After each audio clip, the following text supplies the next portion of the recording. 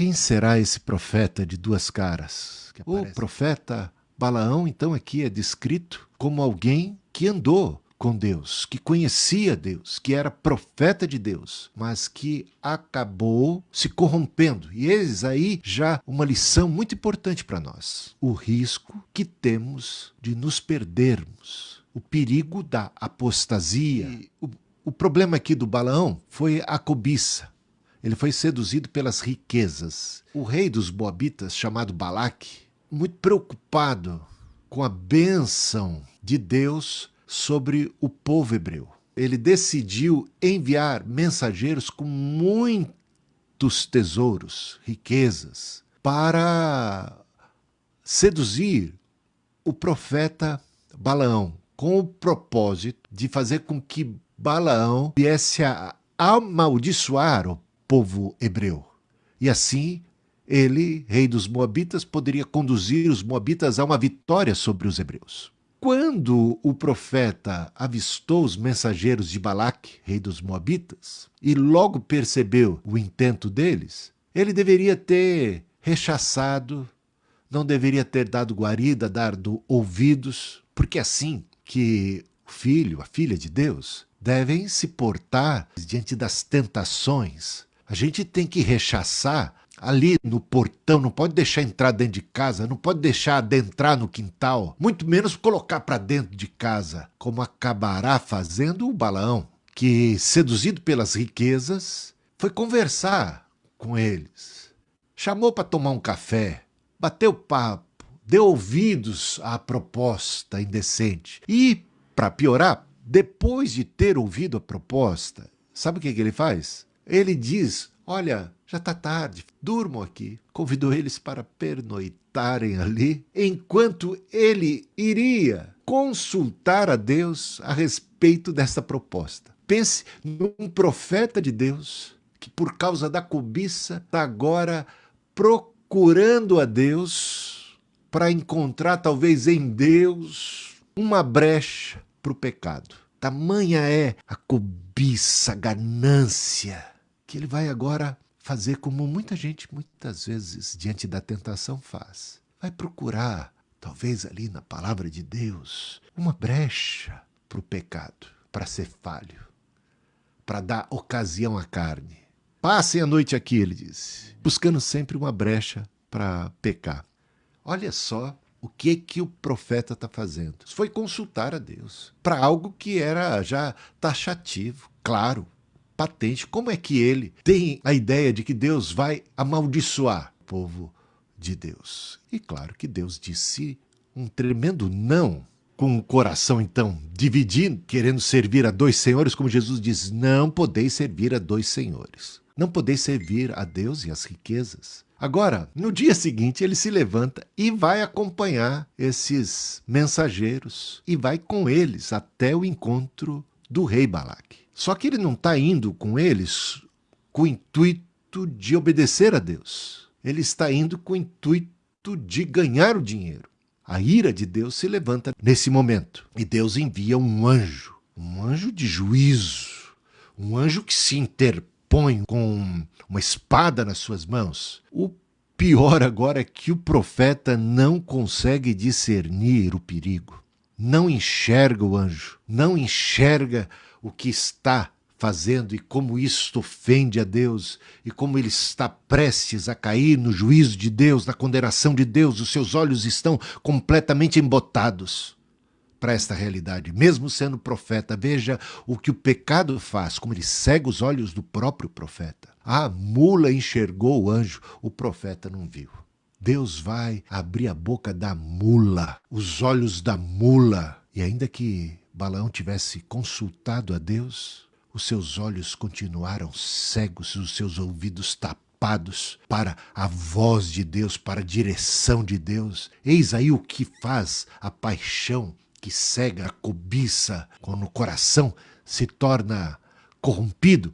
E o resultado foi que a mula vai travar ali a sua caminhada, vai empacar e vai falar e chamar a atenção do profeta. Imagina um profeta precisando do auxílio de uma mula que enxerga mais do que ele e que o adverte. Dá aí uma dimensão do vexame, da derrocada desse ministério profético desse homem. E agora, a contragosto, ele vai fazer aquilo que Deus mandou. Chega diante do rei Balaque, demonstra-se arrependido, não aceita a proposta do rei Balaque e ensina o rei Balaque que não dá para amaldiçoar aqueles a quem Deus abençoou. Que não vale encantamento, maldição, olho gordo, feitiço, praga alguma chegará à tua tenda. Você que é de Deus, você que pertence ao Senhor, o Senhor é o teu guardião. O guarda de Israel não dormita, simplesmente não dá para amaldiçoar aqueles a quem Deus abençoou.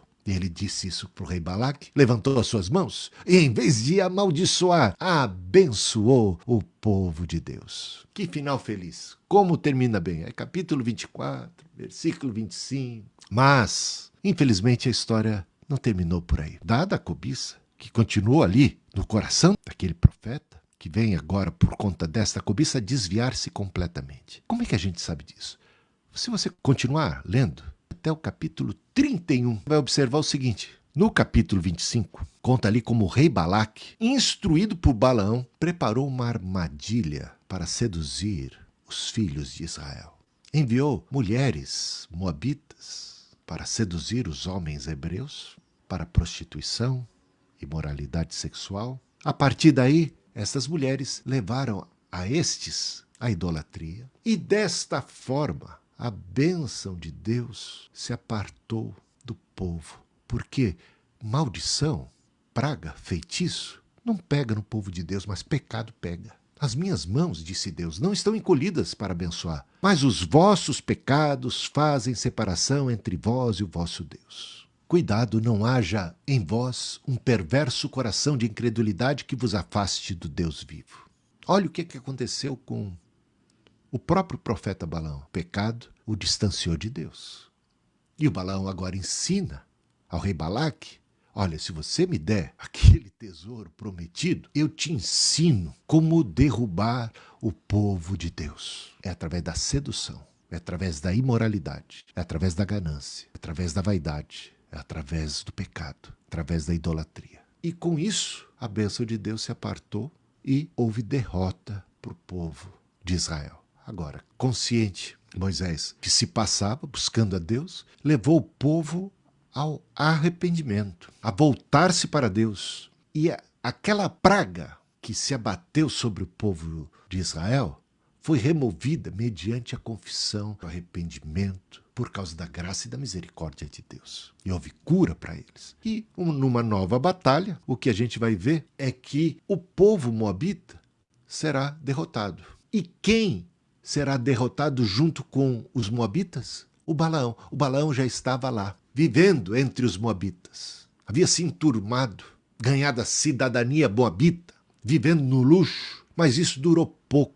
Porque aquilo que o homem plantar, isso ele vai colher. E o juízo se abateu sobre Balaque, sobre Balaão. Tanto tempo depois, nos dias do Novo Testamento, uma igreja é advertida a respeito da doutrina de Balaão. Essa libertinagem, esse conceito como 007, no sentido assim espiritual, eu tenho permissão para pecar, transforma então a graça de Deus em licenciosidade, confundindo então a liberdade cristã com libertinagem e tudo mais, dando a ideia de que estaremos imunes do juízo e da condenação. Veja o que aconteceu com o povo escolhido de Deus, o povo hebreu, como pereceram no deserto por causa da incredulidade, por causa da idolatria, por causa da murmuração. Paulo, em 1 Coríntios capítulo 10, diz que o que aconteceu com eles é exemplo para nós, igreja, para nós os crentes hoje. Aquele que está em pé, diz Paulo, nesse mesmo contexto, 1 Coríntios capítulo 10, cuide para que não caia, tome cuidado para não cair. A doutrina de Balaão continua sendo uma ameaça e um perigo para a igreja. Os crentes da igreja de Pérgamo são advertidos a deixarem a doutrina de Balaão sob pena de sofrerem o castigo da espada. Lembra da espada do anjo que estava ali se posicionando em juízo contra Balaão? Olha só, a figura de linguagem aqui usada. Apocalipse capítulo 2, versículos 14 e 16. Somos exortados a vencer. Não basta estar em Cristo. O ramo que, uma vez estando em Cristo, vier a não produzir o devido fruto é cortado e lançado fora. Aqui a gente vê um homem que tem dom, que tem carisma, mas que não tinha caráter. E vimos a consequência. Como os crentes são ingênuos, facilmente enganados e vão atrás dos carismas e desprezam o principal, que é o fruto. Quando Jesus ensinou os seus seguidores, pelos seus frutos os conhecereis. Não podemos servir a dois senhores. O amor ao dinheiro é a raiz de todos os males. Cuidado para não agasalhar a tentação. Não dá lugar à carne, não dá lugar ao diabo. Não acolher a tentação, mas rechaçá-la ali já quando se apresenta, mais distante. Não dá guarida, ouvidos à voz do inimigo.